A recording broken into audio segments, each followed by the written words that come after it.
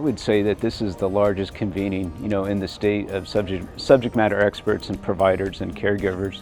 For 2 days, we really just give undivided attention to national level keynote speakers coming in.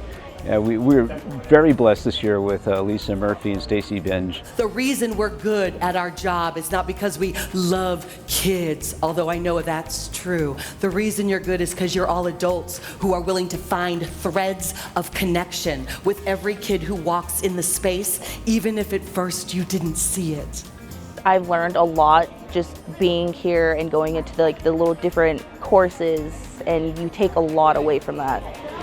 If it were possible for it to be mandatory for every program, I would highly suggest it, honestly.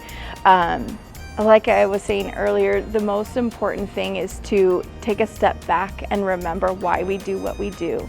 And remember that we aren't just babysitters, we aren't just teachers. We are a part of a larger profession with specific goals. And the only way to accomplish those is to continue our education. This is a fabulous way to do it. It's also a way to support Idaho AYC so that that circle comes back around so that we can all really work together and support each other.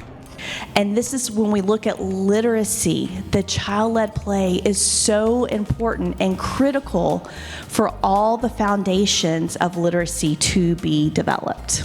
The people that are here, the early educators, they are the gems of our crowns because they're taking our most vulnerable and our most precious population, our children, and they're nourishing them.